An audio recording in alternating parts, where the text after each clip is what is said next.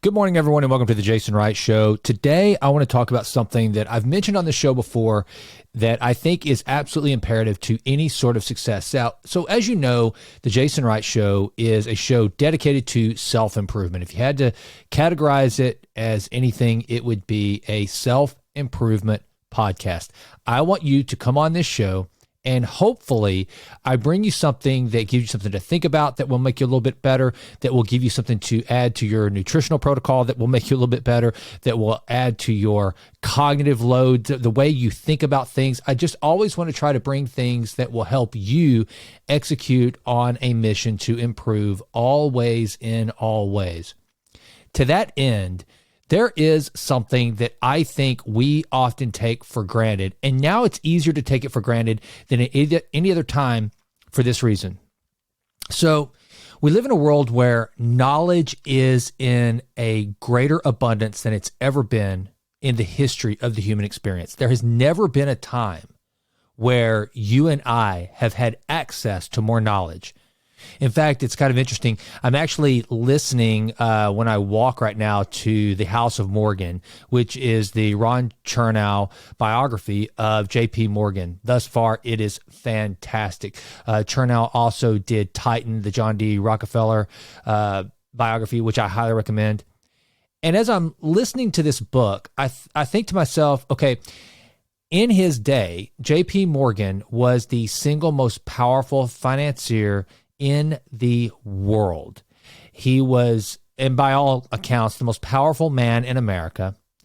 And yet his knowledge and his thinking were limited to a very, very select few who either knew him only from press releases, the myth that surrounded him, business interactions with some of his underlings, or maybe if you were a family member in his inner circle. But you or I had no access to J.P. Morgan. We would never know how to look at what he does and then hear him speak in his own words, because back then, for better or for worse, there definitely wasn't this rock star tycoon that was constantly telling you how they did what they did and what they were thinking. Whereas now we live in an era where we've got Warren Buffett. We know the Buffett rule.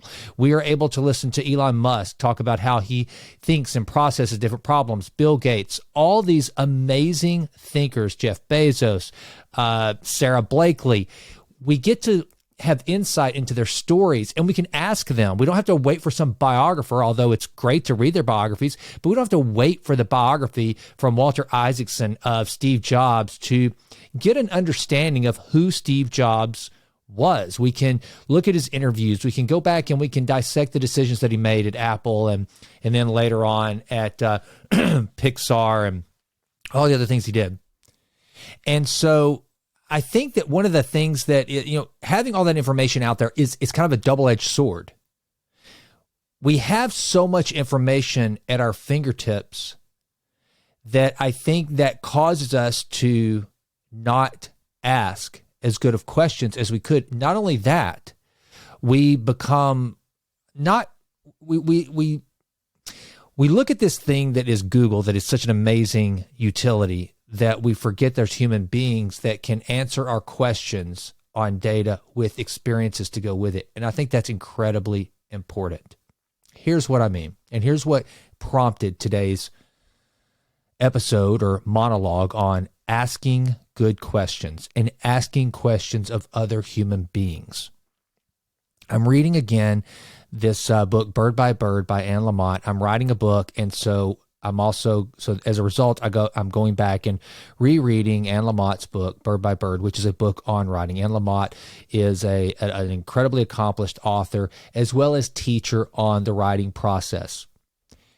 And she's talking about how, in this description, what she's talking about is actually, if you're a writer and you don't have anything to write and you're trying to describe something, and you've kind of come at a standstill, pick up the phone and start calling people and asking them questions. Get answers for the things that you're looking for. She was talking about how she was writing about a vineyard and trying to describe how beautiful it was. And sometime in the thought process, she starts thinking about the little wire things that are on the top of champagne bottles.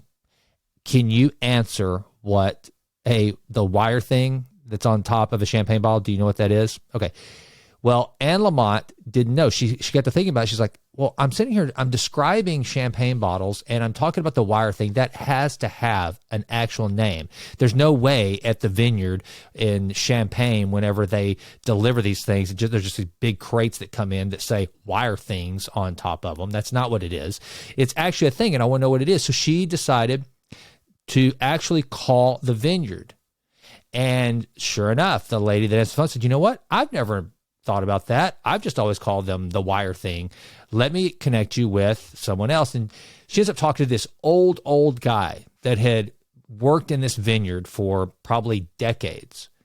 And he said, oh, you must be referring to the wire cap. It actually does have a name. It's the wire cap. But then she went on to describe how she had a conversation with the guy. Now, imagine as an author, you get the answer. You could have gotten that answer off Google. What is the wire thing called that's on the top of champagne bottles? And you would have found out it's a wire cap. But she had the opportunity to have a conversation with someone who actually worked in the vineyard. So therefore, she had much more flavor and texture and understanding of the wire cap, probably some of the history behind it, probably some of the evolutions of it. And she got to hear it from someone who had actually experienced and worked with this thing for decades, giving much more account of this little thing for her to put into her story in her book. And it's one of the things I think that we fall short of. And so my message today is simply this. One, never, ever, ever underestimate the power of asking really good questions. I've said it all the time. When people ask me, was going to graduate school and getting my MBA worth it? I don't know. I think so. I think so. But I can also, and if they ask me, well, what was it? Was the best thing that came from it? I said, well, aside from the network of good friends, I don't mean just the business network, which has been great, but really I have a network of amazing friends from my cohort. But the biggest utility value for me in going to graduate school was learning to ask really good questions. Learning to have the confidence to ask the questions, because when you're a guy like me and you feel like you're probably the dumbest guy in the entire cohort, and I did, that's not false humility. I felt like everyone, no matter who they were, was leaps and bounds above me in intellectual bandwidth in my program. So I already had that. I had this insecurity. So therefore, I didn't want to open my mouth and remove all doubt, as Lincoln once said about fools. I wanted to sit quiet, and I was hesitant to ask questions. And then all of a sudden, I realized the smartest people in my cohort always asked the best questions, not necessarily the most questions, but the best questions. And so therefore, I have tried to become a better asker of questions.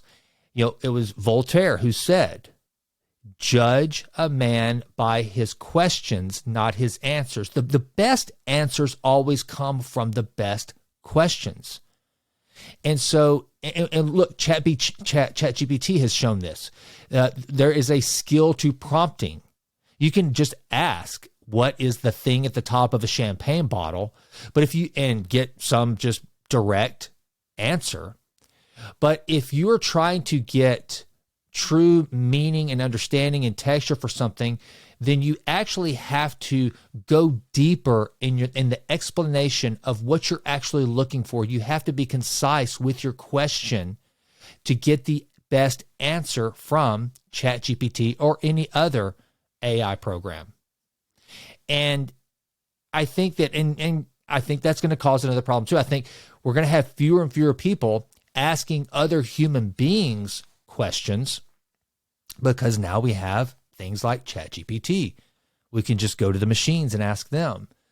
And so my encouragement for you today would be, one, never underestimate the power of questions, but never underestimate the power of story. And the only way you can hear the story that goes with the question that you've asked is to go to another human being and ask them. I wish that I could have sat down with members of my family, my great-grandfather and my granddad that died when I was really young, to ask him questions about different crossroads and intersections of his life where he was scared, fearful. I remember I had the opportunity one time to sit down with a couple. It was when I had first bought my first real estate company. It was one of the first houses I ever sold for this couple, and they were in their 70s and paying cash for it.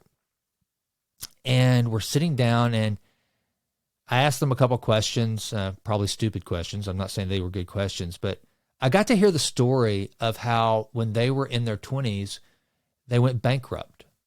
And he was like a handyman or a carpenter, some sort of a skilled tradesman. And he would go out and he would try to find a lot of jobs, and they couldn't buy a house, and they had lost everything. And yet here they were at the closing table purchasing a home. And when I heard that story, then it prompted me to start asking questions about, how did you survive that time? Was it as bad as I would imagine? I mean, for me, one of my greatest fears of all time has always been going broke. They had gone broke, lost everything.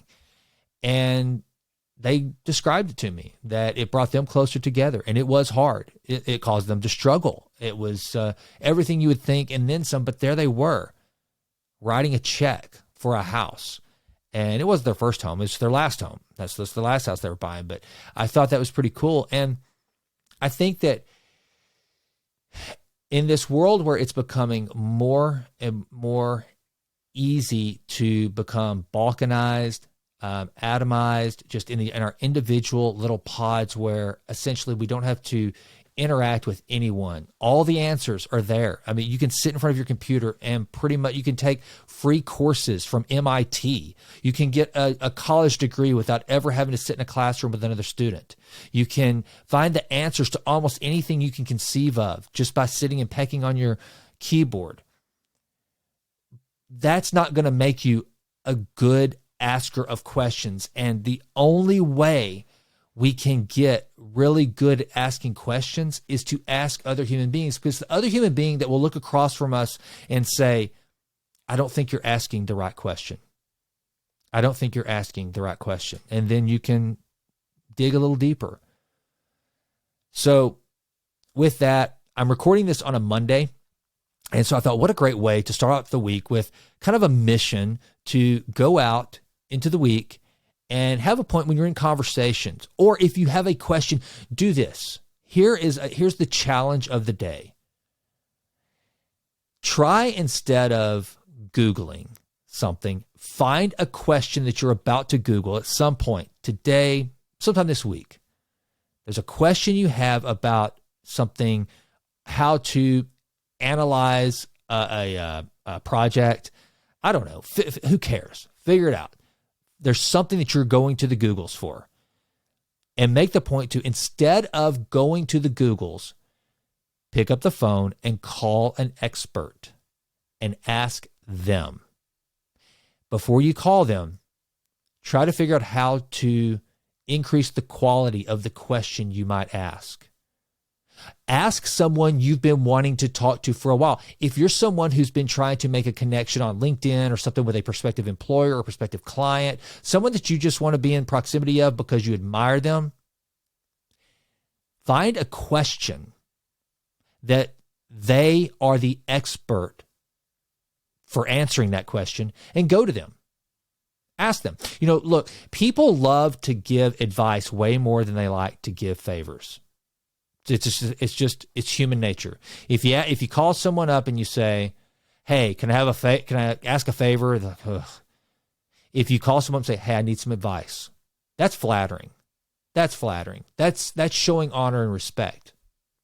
So go find a question, and go find someone who could benefit from.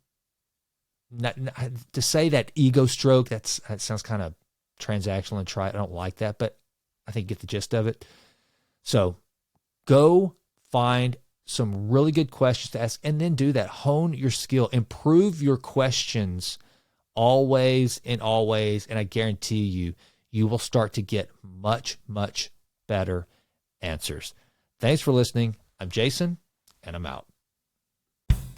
Well, that does it for this episode of The Jason Wright Show. Thank you so much for listening. This has been a Texas Titan Media production. Fourth Wall did the music. And as always, thank you so much for listening. Please consider going out to jasonwrightnow.com and signing up for the Vitruvian Letter. Also, please go out to iTunes. It takes like 30 seconds to just leave us a 5-star rating. It does wonders for the podcast. I would be so grateful. And with that, until we meet again, go crush it and endeavor to improve always in all ways. I'm out.